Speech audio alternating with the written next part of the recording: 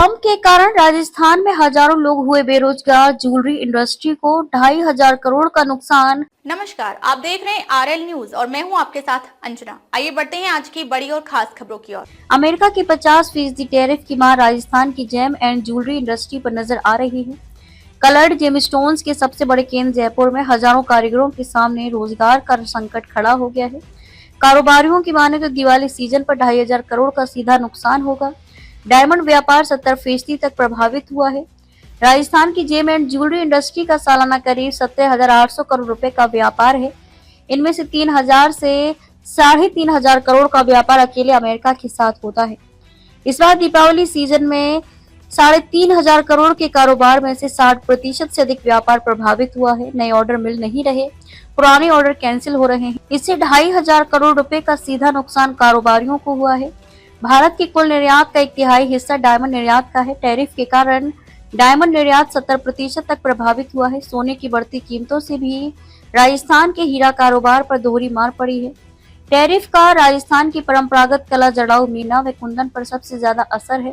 राजस्थान जड़ाऊ गहनों की देश की सबसे बड़ी इंडस्ट्री है। यहाँ जड़ाऊ गहनों कुंदन मीना का काम 10 से 15% तक सिमट गया है। कारोबारी शंकर लाल शर्मा कहते हैं कि जयपुर से अमेरिका डायमंड समेत 200 से अधिक प्रकार के सेमी प्रेशियस और प्रीसियस स्टोन्स भेजे जाते हैं। टैरिफ के कारण ऑर्डर 70% तक घट गए हैं। जड़ाऊ गहनों के ऑर्डर में 90% गिरावट है। टैरिफ का असर केवल बड़े निर्यातक ही नहीं, जेम और ज्वेलरी इंडस्ट्री के लाखों कारीगरों और प्रदेश के छोटे व्यापारियों पर भी पड़ा है। जयपुर के नमकीन वालों की गली के हीरा कारोबारी हरिशंकर शर्मा बताते हैं कि 70 से 80% काम बंद हो गया है। छोटे व्यापारी बड़े निर्यातकों को माल सप्लाई करते हैं, लेकिन ऑर्डर कम होने से काम नहीं है। जीएसटी ने भी छोटे व्यापारियों पर बोझ डाला है। यही हालात रहे तो आने वाले 2-3 महीने में ताले लगने की नौबत आ जाएगी। शर्मा कहते हैं कि कभी जयपुर के चाक से चौक पर 300 से 400 कारोबारी सक्रिय थे, आज गिनती के फुटकर कारोबारी हैं।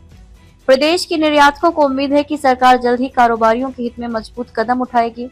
कलर्ड गेम स्टोन्स और डायमंड्स के अमेरिकी व्यापारी भारत पर लगे टैरिफ के बीच विकल्प तलाशने में जुटे हैं। राजू मंगोड़ी वाला कहते हैं कि अगले 2-3 महीने निर्णायक हैं। सरकार मदद नहीं करती तो नुकसान और बढ़ेगा। शंकर लाल शर्मा बताते हैं कि उनके संपर्क में जो अमेरिकी कारोबारी हैं, उनका कहना है कि जल्द ही लूज स्टोन्स और डायमंड से टैरिफ हट सकता है। हम भी यही आशा कर रहे हैं।